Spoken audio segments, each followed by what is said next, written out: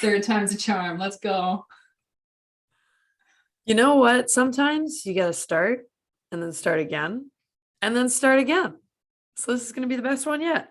Yeah, All I right. agree. So we're here for the third time, but you're here for the first time.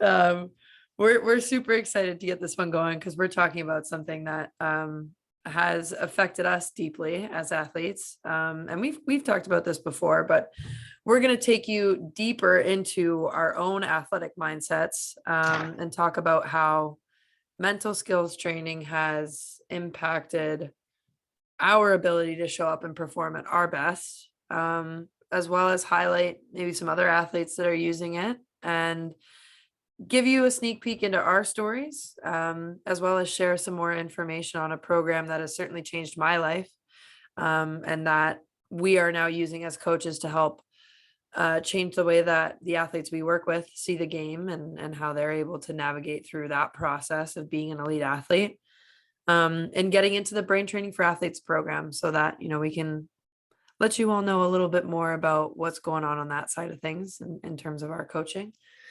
But yeah, Taylor, how do you feel about this whole thing? I love it. I'm super excited. I could talk about this topic, I think, endlessly. And I mean, we talk about the power of sharing stories all the time, and we've had some really great guests on to share theirs, and we're definitely going to have some more amazing guests on in the upcoming weeks and months as we get deeper into the podcast. But yeah, I mean, like, without the coaching that I've gone through, I don't think I would be where I am today by any means.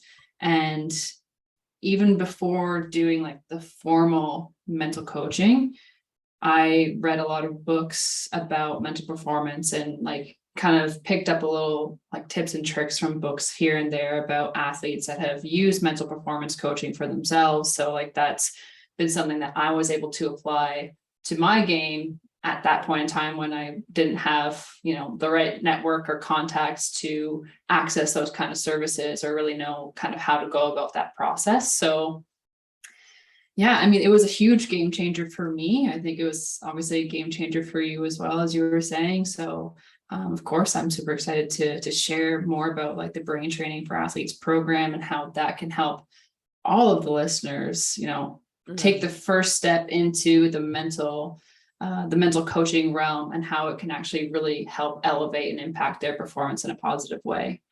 But that being said, before we really dive into it, we always kick off the podcast by, huge thank you to everybody that's listening. And of course, asking you guys to share on social media, share with friends, and of course, to rate and review the podcast. And as a special treat, Lauren and myself, we are going to be offering a free deep dive session for one lucky person that sends in a review or rating on Apple or Spotify.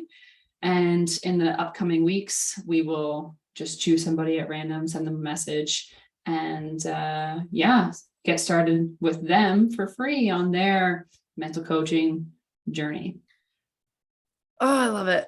Deep dive changed my life at one point, right? Like you get asked all these questions about yourself. And I remember repeatedly thinking like, I have never asked myself that question before. I have no idea what the answer is because I've never asked myself, who am I truly? It's such it can be an intimidating experience for sure. But once you get over that hump of like, wow, I know so little, that's scary, into the realms of, oh my gosh, this is starting to make sense because this is what I do on a daily basis. It's so empowering. But I wanted to add, I find it so interesting that you found help in books, because I struggled with books for so long because I had this idea in my head, like, especially with non-athlete written books. So I'm talking like a sports psych wrote it or a coach wrote it or whatever. I was like, this doesn't apply to me. This is not my story. And I had a really hard time getting through those books until I got to a section that was solely about one athlete's story. Because then I found that I was able to like put myself in their shoes and understand what was going on. Yeah. But when I was reading a book that was just like regurgitating all of these kind of mental skills at me, I was like, all right, great, sweet, awesome tool. not going to use it because I don't see how it applies. Mhm. I struggled with books a lot. So like actually getting into a space where I had somebody sitting in front of me, talking to me about my experience and then sharing a bit of theirs and how it related to my own scenarios Mhm. was what really got me in the door.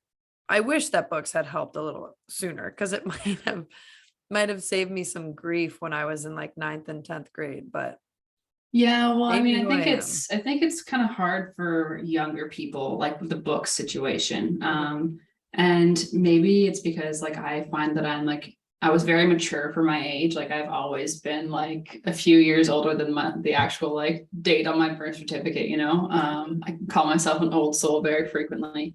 But I mean, it goes back to like the very first episode, you know, I gave the book recommendation of Mind Gym. Like that was the first book that I read. And I think it was such a pivotal book for me because not only did it incorporate some of the tools and strategies that you can use to help improve your performance, but it also did that in a way where you were kind of sitting in the athlete's shoes. They gave very specific stories for the athletes they were talking about throughout the book. And it was also in like very bite-sized, like manageable chunks to read. So you didn't feel like very overwhelmed of like, okay, the first chapter is like 100 pages long. Like, okay, Mhm. how am I going to chunk that down and how am I going to work my way through it? It was like, okay, this like lesson here is about accountability and it's literally 10 pages long. I can sit for 20 minutes, like most, honestly, Yeah. and work my way through that. And okay, like what points am I able to pull from that and apply it to my own game, whether that's on or off the ice, court, field, whatever sport it is that you play. Mhm. Yeah, it's interesting in the fact that like we all learn differently, I think, Mhm. but I do think we have a common modality of learning, and that's from each other. Right? Like Mhm. we're just set up that way as human beings. We want to be in groups, we want to find people who are like us, we want to identify with other people's situations because we're social learners. And I think ultimately that's why I ended up connecting so well with my coach and why this stuff ended up helping me so much is because like I was having conversations with somebody about stuff that had been running around in my head for years. And then hearing someone say, yeah, that makes total sense. Here's how Mhm. that also impacted me was like mind shattering to have that reflection of meaning in terms of, wow, I'm not the only one who's having these completely terrifying, paralyzing thoughts when I'm on the ice. Great. That's an awesome place to start. Well, and it's funny that you say that, right? Because like a lot of it does come back to the connections that we have and Mm, like the outlets that we have with people. And that's not just like within the team, but that's also outside the team as well. And I think that's like one of the greatest benefits of working with a coach that's not like you're obviously you're a coach, but it's somebody who's outside. They have that objective perspective. They have the experience to say like, I understand what you're going through because I've been in your shoes before myself, and they can say, okay, like here's some of the tools that you can use to help get you through this. And, you know, just as like an additional piece of advice, like this is what I did. And like, not saying that you have to do exactly what I did, but maybe it's going to resonate for you and that's going to like sit well. And you're gonna be like, hey, like, okay, like I should be doing this in this way rather than this way, right? Like you have somebody who's got the experience, they've got the expertise. And I think my favorite thing is like working with athletes in our own sport mm, because like you want someone that understands like 100% what you're talking about. Like yeah. I don't play basketball, I don't play volleyball. I understand some terms, but there's obviously going to be a disconnect in a sense where it's like, I don't know what that means. You're going to have to explain it to me. Yeah. And that's not really what you want to be doing during a coaching session. In my personal opinion, I'm sure that there's like a lot of coaches who are super multifaceted, which is Mhm. amazing. But I love working like with athletes in hockey specifically. Yeah. I find it, I have two things to go off of. The first one that I'm going to say is like, sometimes I love getting an athlete who's playing a different sport, especially if I've like dabbled in it at some point in my life. Like at one Mhm. point, I was I was playing every school sport because I had to. if I wasn't the best in every school sport, it wasn't good enough for me. Two peas in a Thinking. pod. Problematic thinking. If I wasn't playing every sport, I wasn't good enough. But anyways, yeah, I played volleyball, I played soccer, track, like all that kind of stuff. But the thing that I love getting curious about is like if I was talking to a coach who had played my sport in high school, I'd brush them off so quick and be like, yeah, whatever, you played at high school. I'm playing at like the highest level. And and I know that that's kind of, especially for a lot of elite athletes, like that's the gut reaction. It's like, you don't get it because you're not here. So I find it really interesting to like take the base knowledge that I have about a sport that I didn't become elite in and apply that to how I know elite level sports works, and like the pressures that occurred in my own experience and the experience of other student athletes, I think is really interesting. And it's kind of like, I want to respect the fact that they're experts in a different field than me, but also be able to say like, just because you're in a different field doesn't mean that I don't get it and that we can't learn from each other. Right. So it's. Well, of course. And I mean, like the coaching process is about teamwork, right? And I mean, we are constantly learning from one another. Like when I work with my clients, like there's definitely like little tidbits that I get back from them too. And I'll never forget one of my first clients, we were talking about like her continuing to play professionally and like where it is she wanted to go the following season. And I mean, those of you that don't know, I'm kind of straddling that nice line of like athlete and coach right now. So I don't really know what's going on. I want to play, but there's not a lot of opportunities to be playing, especially as a goaltender in women's hockey in Europe. Like it's a very select market right now. So like, you know, I got a piece of information or like advice from her, and it was just like, if you still have gas left in the tank, like you just gotta fucking go for it. And like sometimes you just need to have somebody tell you straight up, like, just fucking do it. You know what I mean? So like, it's definitely like a mutual relationship in that sense where like we're teaching them, but they're also teaching us as well. Yeah. And if we can kind of shift over to, I'm going to describe this as the double-edged sword and mental gauntlet that brings us to the table right now. And that is that every athlete and every coach wants to be and have the consistent athlete. But the elephant in the room is nobody talks about how freaking difficult it is to be consistent. Consistency is like an absolute enigma for a lot of athletes, right? They've got no idea how to be consistent because their consistency depends on so many different things. A lot of it being external to themselves, which is problem number one. Problem number one, absolutely. But yet they get told all the time, right? Like I remember going into my coach's offices and saying, what do I got to do? You need to be more consistent. You're doing everything right, but you need to be more consistent. I was like, great, how the fuck do I do that? Yeah, exactly. I actually said that to my coach one day. Great, how the F do I do that? Please tell me. And the response was? Crickets. Because nobody else can tell you. No coach can tell you how to show up for yourself, right? Like that's something that you have to figure out for yourself, or get a performance coach who is trained in giving these kind of tools. Like that's the kind of resource you need, not a coach who's trying to like utilize your skills and assets on the ice while ultimately keeping in mind the team goal.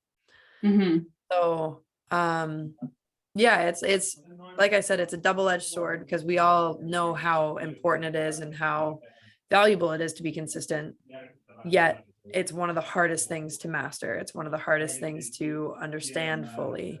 So I don't know. I think a part of the reason that it's so difficult is because like you can't just like start saying, okay, I'm going to be consistent. Like that's not how that works. Like it's different if you're saying like, okay, like I'm going to go to the gym X amount of days, like sure, but are you really showing up in a consistent manner? Even if you're going to the gym doesn't necessarily mean if you're consistently putting in the same level of work, right? Right. So like you can show up at the rink for practice every single day of the week, but if you're not performing consistently, it means shit. So, okay, like the consistency piece starts with where we always start with all of our clients, And that is the self-awareness piece, because if you don't know where it is that your weaknesses are, where it is you're lacking, also where your strengths are and like what you can be playing to, then you're not going to be able to jump into any sort of consistent level of play because you don't really understand yourself physically, mentally, emotionally as an athlete. 100%. How are you supposed to solve a problem that you don't even know is there? That is the question, isn't it? Yeah. And the other piece of that too is like when you look in like popular media or any kind of examples for how people behave consistently, it looks like all external stuff. Right. So like, oh, you hear athletes with their superstitions. I got to put my left side on before my right. I've got to have, a freaking purple Gatorade before every game. I've got to have this meal or whatever. Mm-hmm. And I had some of those. I think every athlete does, for sure. But what happened when I got on the road and I couldn't have 2 eggs with bacon and 2 pieces of toast? There's one thing for my consistency out the door. And that turned into like a scapegoat in my brain for like, oh, if you play bad, it's because you didn't have your breakfast. You want it. Yeah. I mean, I know a lot of athletes that were like that too. And it's like, okay, like if you don't have that, then like, what is it that you're going to do? And I think, I don't know how I like did this myself, because for me, like when we had home games, I had a very specific breakfast before going to the game. I knew how I liked to feel on the ice. I didn't want to eat too much, didn't want to have anything too heavy. But when we were on the roads, we always had to eat like what was served to us, which was typically a pasta of some sort with like chicken or whatever the case was. And somehow I managed to like properly adapt to those situations. And like, it wasn't always consistent on the road either. Like sometimes we did have like pasta. Other times we had like Big Stop breakfast, which is like literally the gas station breakfast stop. The food there was great, do not get me wrong, but I think I was like so in tune with how I wanted to feel. Like I could intuitively tell, okay, like this is what I should be eating to feel this certain way. So it wasn't so much a dependency on I need to have this and this order, but it was like I need to do this to feel this way, and if I feel this way, then I'll be able to play well. And to a certain extent, I think that's better than like having to have like specifics and not being able to get them. But I also couldn't like just solely rely on feeling a certain way before a game either, because if that feeling never came, then I would be going into a game feeling like I'm not prepared. I'm not going to play well. Yeah. But I think, and I get asked this question all the time, is like, are superstitions a good thing? And I think that maybe some of the rituals are okay. I think rituals are different than superstitions. If you have a ritual of like putting your left stuff on before your right, like I know that's a pretty common one, at least with hockey players. Maybe you have a ritual of like taping your stick before games or whatever. I think those are fine. When they become superstitions is like, if you cannot execute it to XYZ, then it completely throws you off for the rest of the day. Like that's not okay. There's a difference between routine and superstition for sure. Yeah. And there are like, there are always going to be threats to being able to get that stuff done. Like what if the bus breaks down before, you get to the rink? Been there a few times before. It's not fun. Yeah, maybe you don't have time to take your stick. Okay. Are you going to make it through? What if, what if you've got to get your skate sharpened and your left one is really messed up and you're at a time crunch and you need to put your right one on first? Like that kind of stuff happens, and your game should not be thrown off by like those tiny, insignificant things. So like that's the difference between rituals or routines and superstitions for me. I mean, when you look at the bigger picture too, like, do you really think that if you're putting on your right skate before your left, that affects your talent level in any way, shape, or form? Like, no, it has zero effect on the talent. It's all like a mentality thing, which is exactly why we're talking about like the importance of doing the mental training, because we're going to help give you the tools that you need to prepare for your games properly, to stay consistent, to also help recover, not just from games, obviously, but from practices and trainings and stuff as well, right? Oh my gosh. Hey, in the college level, you are practicing double the amount of time that you're playing games, at least. So if you're not recovering from practice, we need to have a conversation because Yeah. you're not showing up as your best self for games for sure. And we're not just talking about like stretching and rolling out and cooling down. We're talking like, hey, how did I perform in today's game? What went well for me? What wasn't so well? What can I be improving on? And what can I apply in practice the next time I step on the ice? We're talking about mental recovery, baby. Woo-hoo. Right? Like I feel like a lot of people have probably never even heard that before. Like I mental know I recovery, didn't. like- I've never heard of mental recovery until doing like the formal performance coaching. Because Yeah. for me, it was just like, okay, like I had enough self-awareness to say like this goal here was my fault and it's because I made this move when I should have made this move. Okay, in practice this week, I'll work on that kind of thing. But in terms of like, what was it that I was doing well? I didn't care. If I didn't let it go and I was happy. But there's still mistakes that are being made that are not causing goals. And there's still things that I can be working on to help improve my game, even if they're not causing pucks to go into the back of the net. Yeah. And I'll be the first to admit too, like for the beginning of my career, I was the kid that had like all the natural talent. So I could show up to the rink and just step on the ice without warming up or cooling down and be fine. The worst. I know. You were that guy. I look at myself when I was a kid now and I'm just like, just you wait. Letter to my younger self. Just you wait. Just you wait. That would be the title of a book that I would write to myself. Just you wait. Yeah, I didn't need to do like the mental recovery, that kind of stuff, because I was just like, I didn't even do physical recovery. Half the time I didn't cool down because I just was like, oh, I'll show up and do the same thing tomorrow. And so when I got into this kind of stuff and like using mental skills, I was like, so wait, I already don't do much of a physical recovery. And now you're asking me to spend 5 to 10 minutes doing mental recovery? Absolutely not. But then my strategies broke, like they stopped working.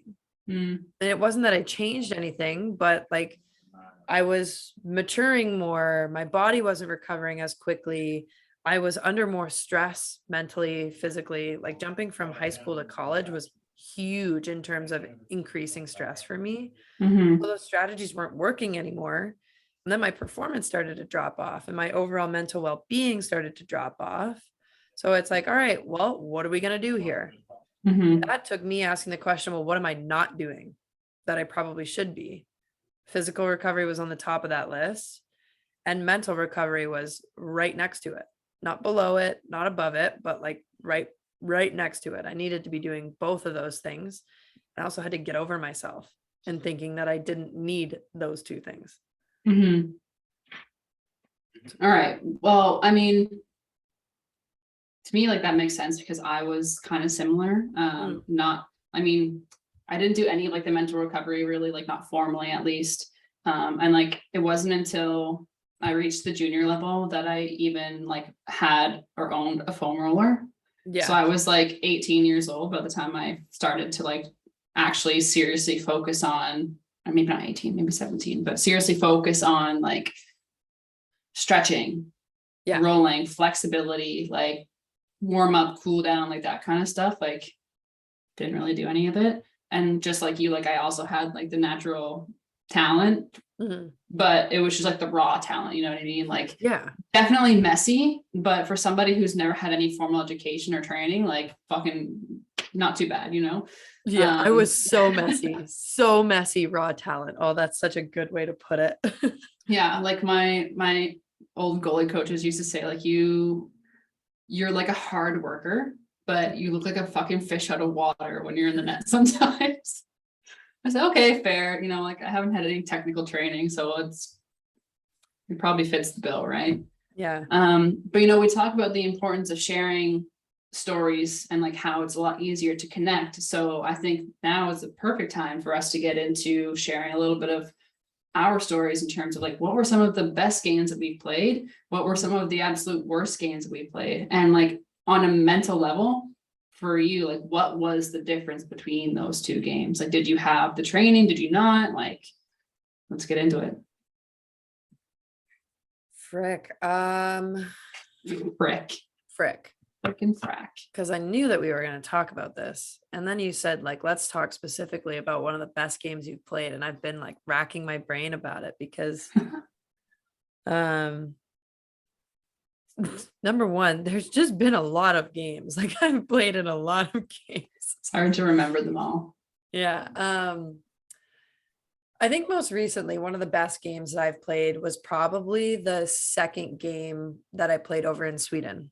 And the reason why I think I ended up playing so well is because like I'd gotten the first game jitters out, which again are like, it's normal to have first game jitters when you haven't played in a while, when it's a season opener, whatever. When you're in a new country, when you don't speak the language, shall we go on? Like maybe so many maybe factors for that. New coaches, new teammates, it's fine. Halfway through the season. Also that we can add that on. So like you get through the first game and it was like a physical shock for me because I played almost 32 minutes in my first game back. Like that's a lot for a defenseman. And I was gassed. And it kind of like, I think that whole first game was just me getting adjusted. I didn't have any goals except for that, to like get to know my teammates, to understand their habits, to understand where I was at physically, because I hadn't played in a competitive game in a while. And when I look back on that game, I accomplished that stuff. So I headed into game 2, knowing that like physically I was a little tired. My legs were a little gassed. And then my goals turned to like find a way to make an impact. Whether that was, I had a couple things listed for that, like solid breakout passes, slowing the game down when I needed to, mentoring some of the younger girls on the bench and being able to say like, hey, instead of, doing this, maybe try this. You had an open spot here, like all that kind of stuff. And I just remember thinking like, whatever you can do is what you can do. And I also had this feeling of whatever I'm bringing now is better than what they had before, right? Like I'm coming in as an addition to the team. Don't doubt yourself on that. You are an addition. So whatever you can bring is great. Just go out, play your best. And I always describe my best games as like I hit the fuck it button. I just didn't care about whether or not I made a mistake, whether or not I scored, whether or not I got assists. Like it didn't matter. It was just about like having fun, figuring out ways to improve, and leaving the game better than I found it. So lucky for me, I also got like the external validation that I was playing well. Like I scored the overtime winner and I scored the game tying goal. So like the amount of times I've had, and I got an assist. I've had one 3-point game in my life, and it was that one. Flex it. There we Literally. go. No, I'm also beating myself up too because I've one 3-point game in like the 20 years I played hockey. But anywho, when I look back on like why that was my best game, it was because I had like before the game remembered checking in with myself and doing a full body scan and keying in on what feels good. My lungs felt great. What feels my legs definitely felt not 100%. And I just looked at that and I acknowledged it. And I was like, all right, so if your legs don't feel great, work on your legs. I foam rolled, I did more stretching, and I actually like went for a little bit of a jog to get them moving again. So I felt fully taken care of physically before I went into the game. And then mentally, I just remembered hey, the games where you feel the best are the ones where you're having fun before a game, where you're like laughing and smiling and you're not too serious. So I made an actual effort in a group of girls that I had just met that week to do all those things because I knew that it supported my performance. Mhm. Lauren in the past would have been like, absolutely not. You got to be super serious. You're new on the team. You don't know these people. Mhm. So that was a big piece, was like keying in on what I knew worked for me in the past and actually following through on it. And then after the first 5 minutes, I did a check-in. Like, okay, how do you feel? How are your legs? After the first period, I did another check-in, second period, third period. So I was really religious on like, okay, how are you doing right now? And then after the game, just like taking stock of it. And I just remember like being on the point in the offensive zone saying like, yeah, you better give me the puck. I want the puck. And if the other team have it, I'd be like, just try to clear it on me. I dare you. Give me the Mhm. puck right now and watch what I'll do with it. So that's like the kind of conversation that I'm having on a good day. On a bad day or on a mentally unclear day, it's like, oh, fuck. I have to get the puck now. Holy shit, someone's on my back. Like, you need to Mhm. make a decision. Don't hesitate. You just need to go. Don't hesitate. And ahead of those games, it looks a lot more like going through the motions of a warm up and just doing whatever my teammates are doing. Not doing those full body scans and getting acquainted with the person that I am showing up at the rink as on that Mhm. day. Not doing the check-ins. Like, have you ever had that experience where you're just so overwhelmed in a game, you're just like really excited to get back to the locker room in between periods to like get a snack? Yeah. Yeah. Those games, I'm like, oh, thank God there's a banana. I just need to eat a banana and chill out for a second. Mhm. Um, Usually it's on games where we're getting outshot like 40 to like 10. yeah. Yeah. And then the physical cues for me is like I normally start to get sore shoulders because physically my shoulders are up at my freaking ears because I'm so tense. And through knowledge that I've gained from other people, like my power skating coach, I remember having a conversation with him. I just ran him through the certification process with us. He was like, I could tell when you physically were not or mentally were not there because physically your stride looked choppier and shorter. You could tell that you weren't scanning the ice efficiently, like you were really jerky and you looked panicked. Um, so I think like it's huge, right? Because in that moment where I'm like, give me the puck, I'm already thinking about what I'm going to do with it. Mhm. In the moments where I'm like, holy shit, someone's going to give me the puck, or like literally in my head going to back check, fuck. We have to put explicit on this episode. Every episode is explicit regardless of what we say. Yeah. But it's not, I am not thinking about what I'm going to do with it when I get it. It's Mhm. like just surviving to the point where I do get it. Yeah, and you know what? Like, my coach in university, he kind of described that same thing that you were talking about as like urgency versus panic. So it's Yeah. like when you're urgent, it's like, give me the puck. I want the puck. Like, I want it. Like, I know what I'm going to do with it. Versus like being panicked is like, fuck. Like, oh my God, like, don't pass me the puck. You get the puck. You just like give like a shoddy pass or like dump it in the corner, like get it away from you kind of thing. Like I think that's like a very telltale sign as to like mentally the kind of state that somebody's in. And as a goaltender, it's kind of similar. It's like if somebody's coming on breakaway, it's like, fuck it, like bring it, I'm ready, versus like fuck. And you're just like on your You're my heels. D. Yeah, I'm like, fuck, what are you doing? Yeah. Big difference. But yeah, I think it's like same concept for sure. Yeah. What about you? What does it feel like when you're like in flow and you're going in a game? Hmm. Very different from what you're saying actually, because like I'm the kind of person that's like pretty serious before going into a game. And like I know a lot of my teammates were like super goofy. I love to just goof around and do stupid shit before the games. And I'm just watching them thinking like, what the fuck? Like, how can you guys get into like game mode, like being so like distracted? And but I know it works for some people, but just for me, it just like it's never ever been a thing.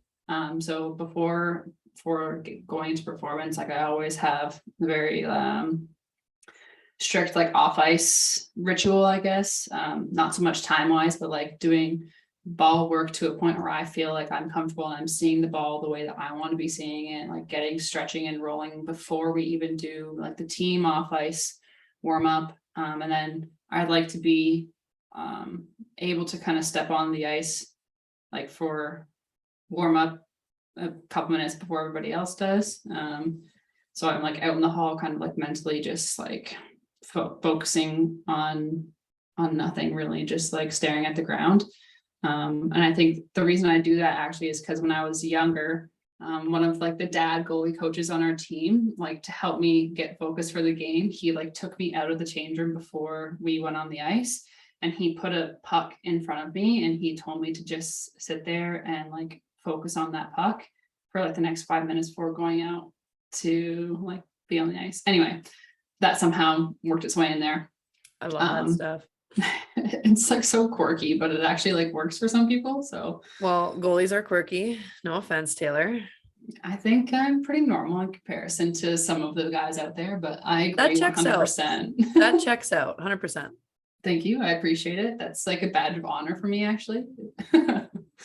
But yeah, like when I'm actually on the ice and like I'm playing at my very best, like I'm not thinking at all. Like there's no thoughts in my head. I'm just reacting to anything that's going on the ice because I can like kind of see it playing out in my head before it happens. Like my head's on a swivel. I know exactly where everybody is on the ice at all times.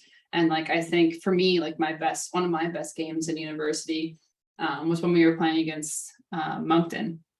And they were like one of the powerhouses in our league. And this game was like so fucked up. Like we had so many penalties. I think the final shot clock was like over 50 or something like that against. And we were winning. I'm pretty sure I had a shutout or like, it was a shutout. God. It was shutout on like 50 shots or something like that. And the last like almost 2 minutes of the game, somebody on our team got a penalty and they pulled their goalie. So there was a 6-on-4 for 2 minutes. Gross. And I kid you not, I like made some desperation saves that I probably would like break my knees trying to do today if I were to attempt it. But I remember that game like pretty well, and like I was like really loose on the ice, like just having a good time. Like, and there was something that happened with the boards at one point, and I don't know if anybody remembers, like there was like this video. This would have been like 2017, 2018 or something like that, but video of this like young goalie or whatever, and he was just like skating around like a figure skater. Yeah. So I literally started doing that when we were waiting for the boards to get fixed. And my coach was just like shaking his head at me like, fucking, like, what are you doing? Yeah. But I was just like having a good time or whatever, which is kind of weird because like I'm usually pretty serious when I'm on the ice, but that's probably one of the best games that I can recall playing. Just because it was like such a neck and neck game for the longest time, and luckily ended up coming out with a W, and kind of like against all odds in that situation of the penalties that we had and stuff, and just being able to like mentally stay centered for the entire game was a big thing for me. But let's contrast that with one of my worst games.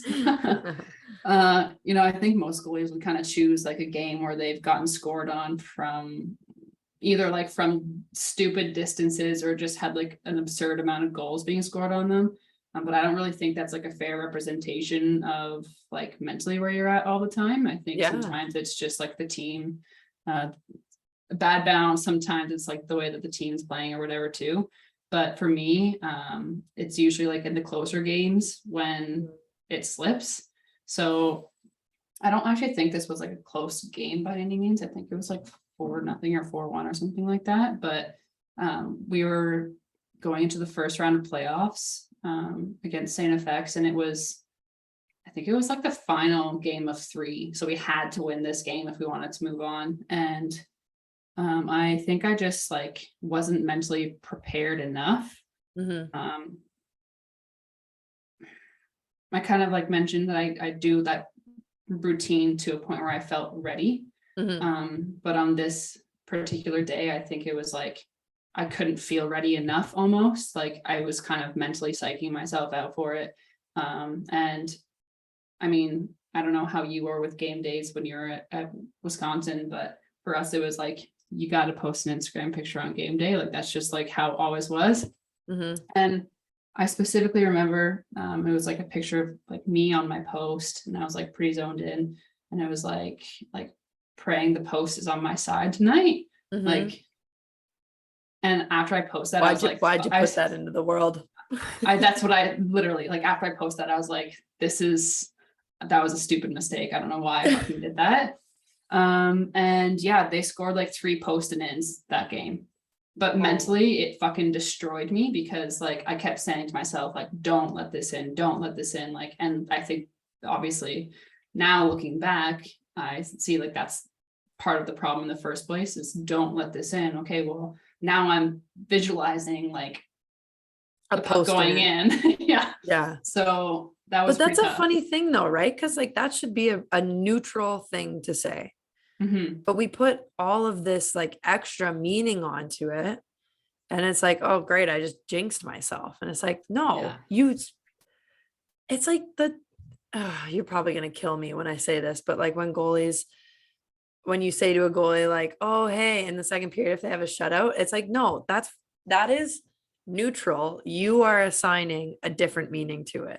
And I get this. That's a superstition. That is for sure, actually. And I don't know. Get it. It's not for everybody, but like, yeah.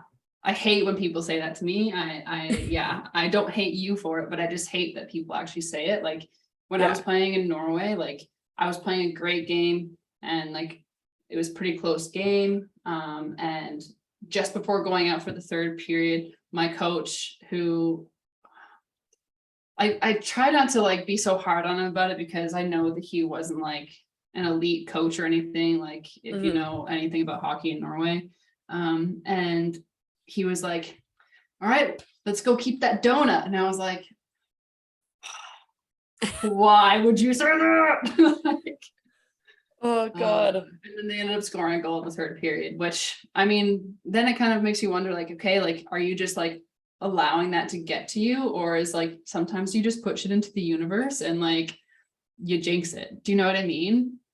But somebody else pushed that into your universe. Like that's an external thing, right? Yeah. But then we can get into the conversation of like, how do you reframe whatever belief system is coming up for you? So it's like when somebody says that, it triggers a belief system within you that like maybe you're not good enough to keep it.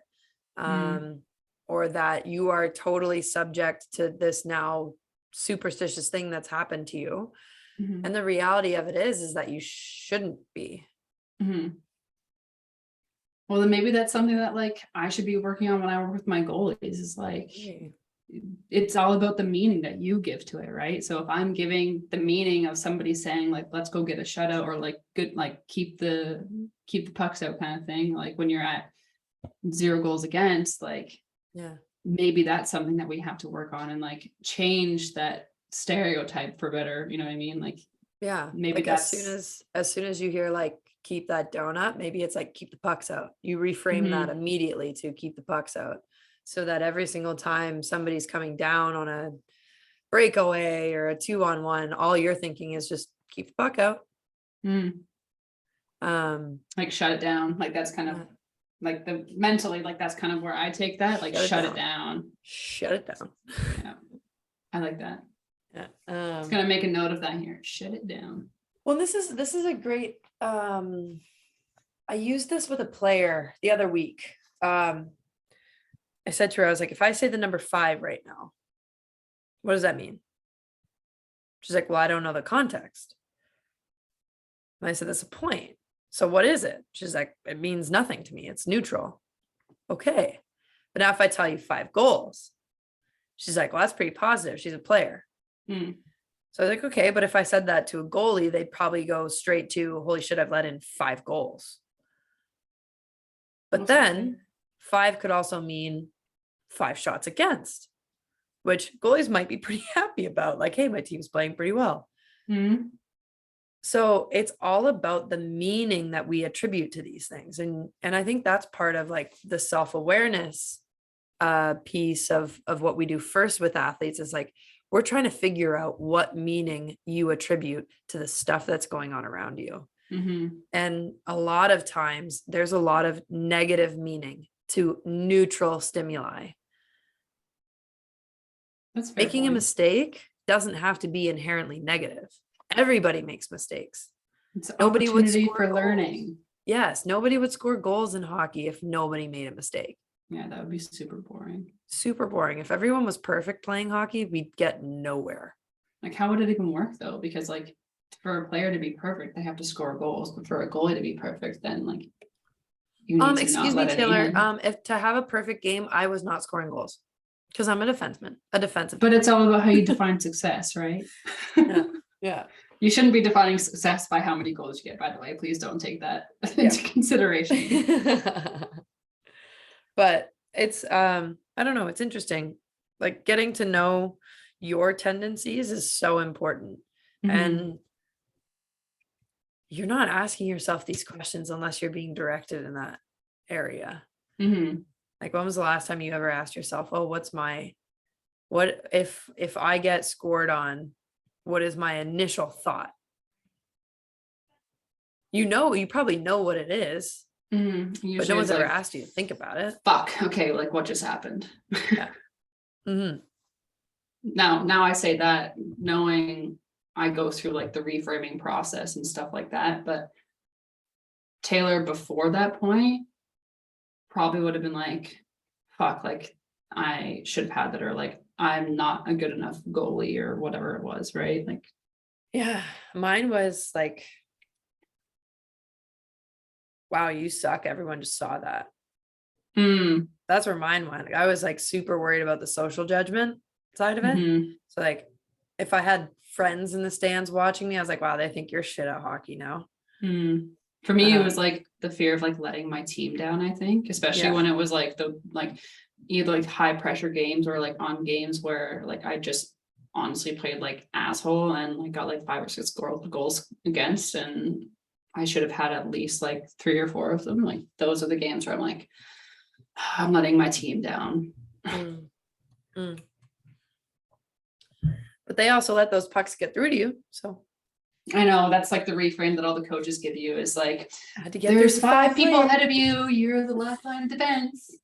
Everybody plays a role on the team, which is Yeah. true 100%, but it doesn't really take away from like kind of the self-criticism that a lot of players put on themselves when they make a mistake. Well, and right? that's the whole point that we're trying to make is like you can have people say this stuff to you and try to bring you out of a negative place all they want. But Mhm. until you do the work inside, none of that lands. You'll just brush it off and say, like, yeah, you don't know what you're talking about because you don't know how I feel. Yeah, exactly. Well, Well, and like, okay, so if people that are listening maybe aren't resonating with our stories, I know we have a couple people lined up in terms of like more well-known athletes who, I mean, you can see the difference in their game, and like that was by them working with performance coaches, like mental skills training and stuff. yeah. For me, like the one that came to mind was Michael Jordan, who Yeah. worked with Tim Grover. If you haven't read his book, Relentless, and I think he also has another one called Winning that's out now too. Both really great books. Mhm. He is a relentless man. Like, oh my God, like the things I read in that book, I was like, holy Jesus, like, Yeah. but that's what it takes to like be performing as an elite athlete, and a lot of athletes can't tap into that side of themselves until they do start working with a coach who can help them to consistently be playing lights out all the time. Yeah. Yeah, I think like 2 big names that come to mind for me are Kobe Bryant and Tom Brady, Mhm. who like I know that Tom Brady does some weird shit, but that guy is like religious in his routine. And Mhm. you learn that from something, right? Like you don't just want to do that by nature because it's Mhm. strict, it's hard, it's challenging.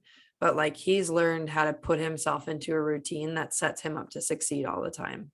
Mhm. And Kobe Bryant has like the whole Mamba mentality thing where he just goes to a different place. And Mhm. again, that's learned. And what all of that does is it's a routine to allow people to get into that state of mind where they can be as consistent as possible, where Mhm. they can get into those areas that they need to unlock the 10,000 plus hours of training and practice that they've done.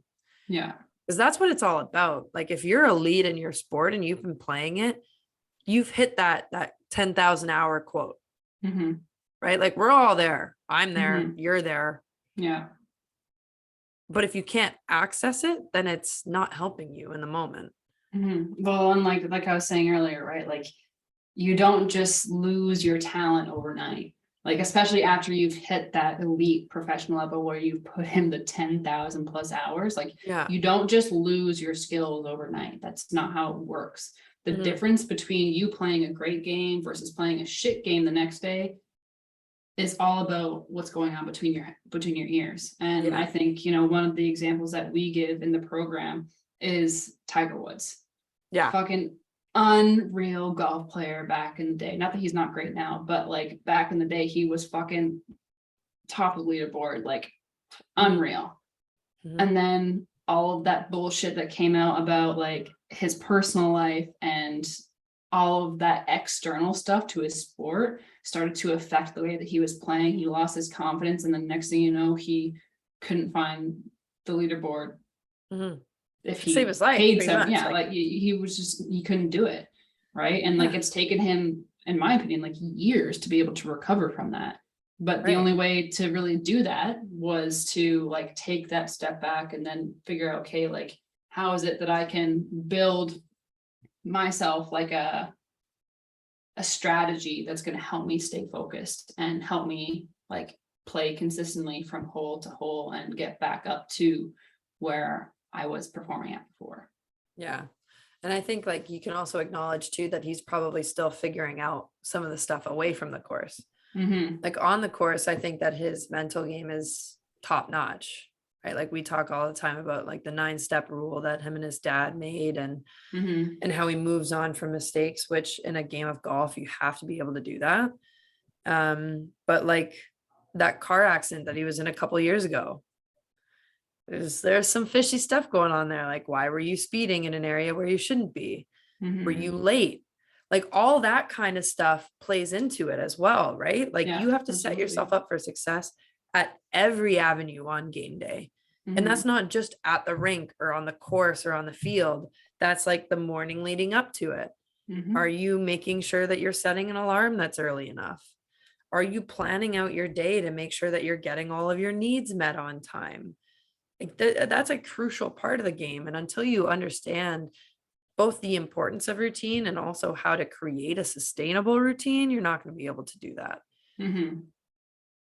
And you know what? Now that we're talking about structure and planning and routine, I think it's time to break into the actual content for the course so people have a better understanding as to what the fuck we're talking about. Yeah.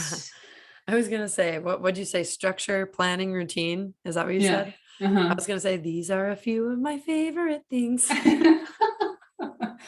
All right, Julie Andrews, calm down over there. Oh God, bring me back to my musical days. Yeah. What the F are we talking about? Amazing things. Amazing things. But I mean, if we really do like take some time to break it down here, it's would you say it's like 4 week? No, not 4 weeks, but like No, I'd probably say 16 weeks, 16, right? well, I mean, depending on the pace that you go through it, I wouldn't recommend Mhm. going through like 4 weeks each is too level. fast. I would probably say it's around in between 8 to 12, maybe, Okay. depending on the pace that you're moving through it. Mm-hmm. Okay, It could take as so much as 16, but definitely doesn't need to. no, definitely doesn't. I know I got through it in like 8, I think. It's Yeah. pretty quick. Mhm. But yeah, so basically the structured outline for the Brain Training for Athletes program is we take you through the very first foundational tool, which is self-awareness. Mhm. If you aren't aware that there's a problem, you can't fix it, right? So that's where we start off always with everybody, even when we're doing like just the one-on-one coaching. But then we get into the deep dive assessment, which just a friendly plug and reminder that to anybody who leaves a rating and review, you'll get a free deep dive assessment with either Lauren or myself. So please remember to put in those ratings and reviews because it's going to help you become a better athlete. And it's also going to help the podcast grow. Mhm. Plug over. Thank you for entertaining that. Thank you for coming to my TED Talk. Exactly. But then we get into mindset mastery. So we're going to be talking about, controlling, like what you can control versus what you can't control. How the mind actually works, understanding like what's going on, how it is that we can address some of the belief systems that we have rolling around the back of our head there. And then to end off the first module, we talk about the emotional intelligence piece. So what are emotions? How can we manage those emotions? And also like, how can we use them to our advantage as well?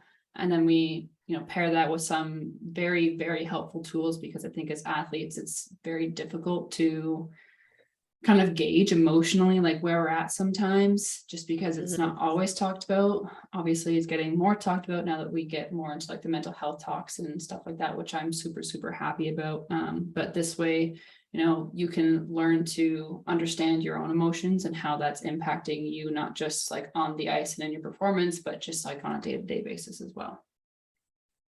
100%. Mm. Yeah. Yeah, go ahead. I'm sorry. I was just going to say, like, I don't think that we can add in enough words about how important it is to build up your self-awareness.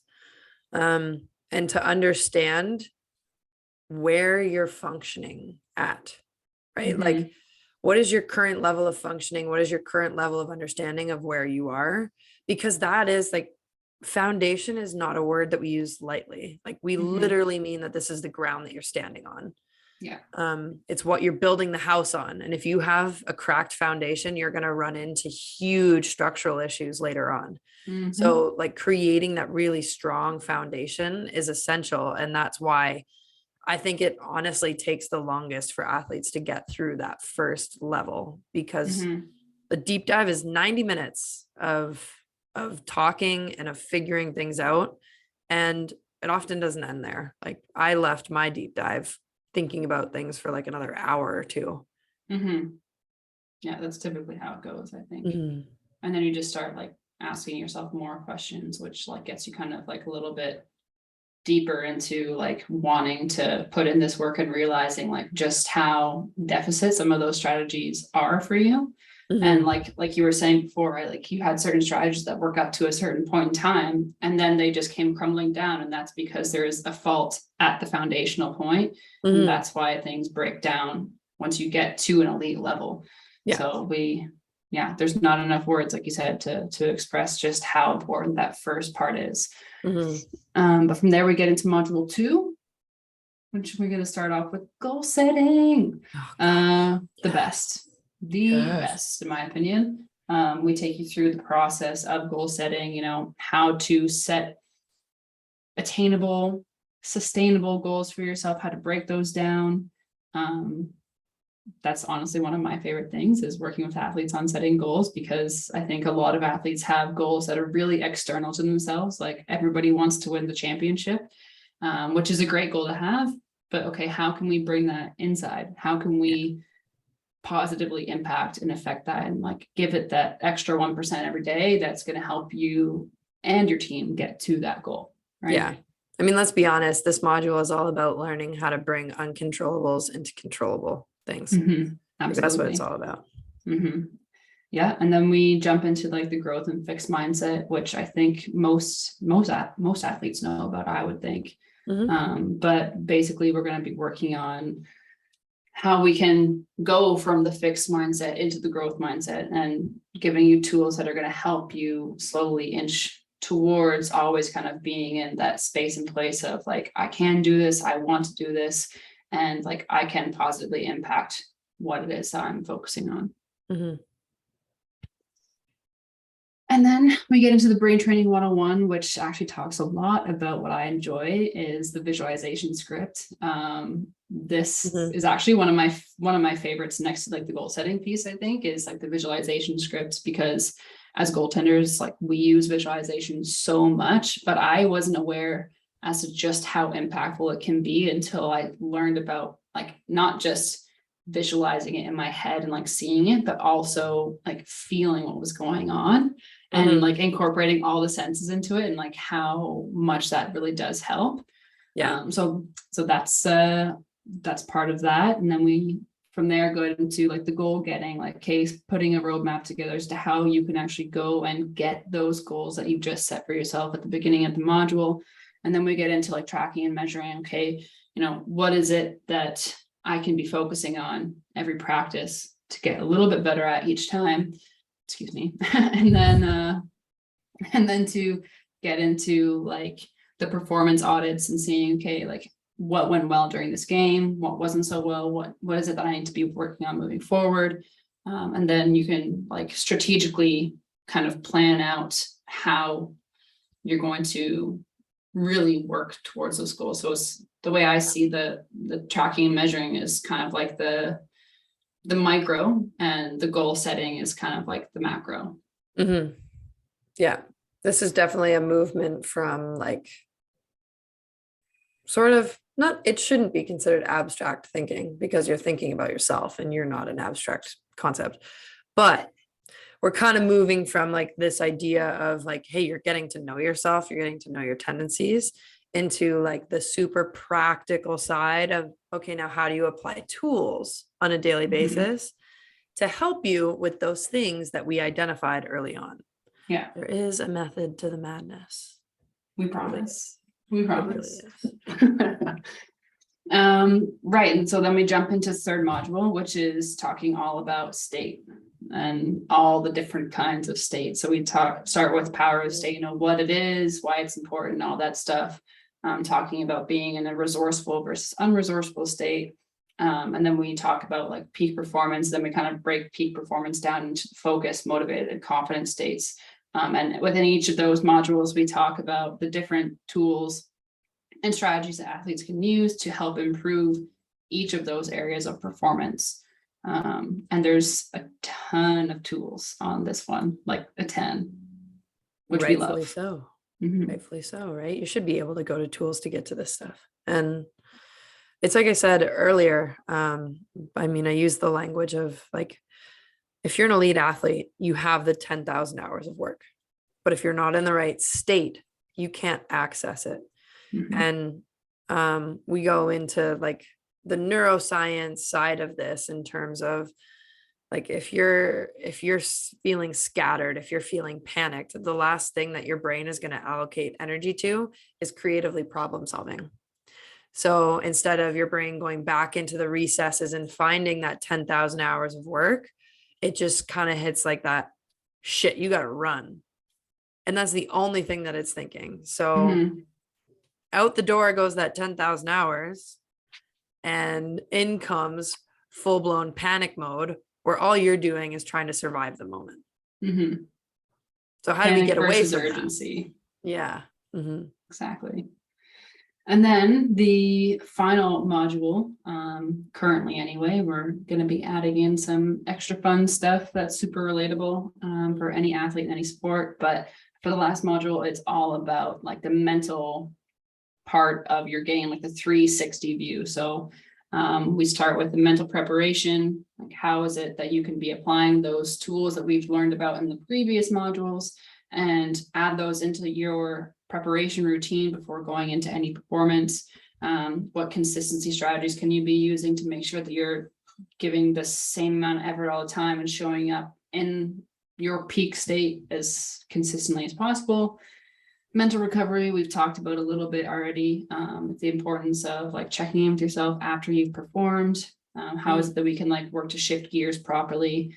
And then the very final one is like pulling everything together, where we kind of put together like a personal development plan, geared towards like the 360 game day performance view. Okay, this is what has been working for you with preparation, consistency, recovery. All right, let's test this bad boy out on a game and see like how it works or does not work for you, but most likely will work. Yeah, absolutely. Yeah. And the other part of that is like it's designed to be played around with, right? Like this is a part of the course where at Not this set in point, stone. well, yeah, once you're in this part of the course, you've got a huge handful of tools. And we fully acknowledge that not every single one of them is going to work for you. Just like my story may not have made you say like, oh, wow, that makes total sense. Whereas Taylor's might have, or vice versa. We fully accept and acknowledge that not every single tool works for everybody on the sense of like, not everyone connects with it or not everyone feels that they need it. So this is like, this last module is really the final steps of refinement and you figuring out what works best for you, what's going to make that pregame routine that's rock solid for you, not for your teammates, not for your coaches, not for anybody else, but like specifically for you and your specific needs. Exactly.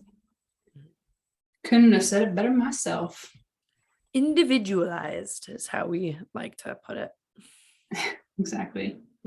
All right, so that pretty much covers the structure of the program that we take athletes through.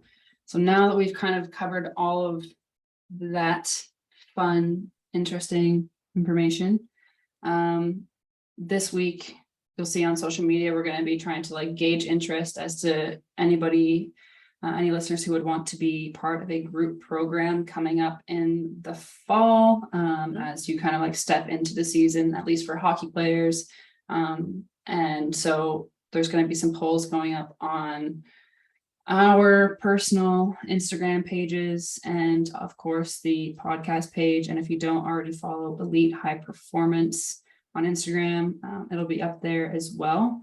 So the goal here is to just see like if our listeners are interested in being a part of a group program, and we'd have like a community aspect for all of you guys where you can share your stories and kind of like meet one another and yeah, like just kind of like share your experience and also, you know, how you're finding the course going for you. And of course, doing one of these group programs is like meeting once a week. Lauren and I would be there with you, going through the content of the course, and also doing some of the one-on-one coaching just in the group setting. And that would be a 16-week program, just because we'd be covering one module not one module, one lesson every week. So that's the pitch. It would be super awesome to put one on. We would absolutely love it. So let us know if you're interested. If you have any questions about it, feel free to reach out to either Lauren or myself on any social media platform like LinkedIn, Instagram. We can toss our emails in the show notes as well for anybody that might want to learn some more. Anything else, Lauren? I mean, I can just add in, like, I think it's an amazing opportunity to get to do this with other people. If I could have gone through the Brain Training for Athletes program with a group of people who are going through the same things as me, I mean, I already had such a great experience with it, but I think it just would have been even further enriched by like getting to have conversations with people who are in the same situation as me. It's one thing to talk to coaches and to get to hear our perspective, but from peers, it's a whole other thing. Yeah, and 100%. Yeah. And I can't recommend it enough. Like I said, it was game changing for me as a high school athlete and as a college athlete. So if you have any interest in it at all, head over and fill out those interest forms, those surveys. And if you have any questions for us, please let us know. Send us a message on Instagram. You know where to find us. And we'd love to have a conversation. Yeah, absolutely. And that's not just for anybody interested in the Brain Training for Athletes program either. Like if you are an athlete, coach, performance coach of sorts, or just involved in the athletic space at all, if this podcast has been helpful or interesting to you, if this is something that you would, like to come on as a guest at some point, reach out to either of us, or like I said, to our Instagram page for the podcast. We are the only ones that kind of check and vet all of that stuff, so that you're talking directly to one of us. So always excited to hear from you guys, and can't wait to talk a little bit more and see kind of where things land in terms of people wanting to join this program and go through this process with us. Yeah, super stoked about it. Mm-hmm. All right. Thank you for listening to yet another week and our third attempt at getting this episode together. Appreciate you being here for the ride. Third time's a charm. And third time is a charm. Look at us go. But until we have to start another podcast 3 more times, we will see you next week.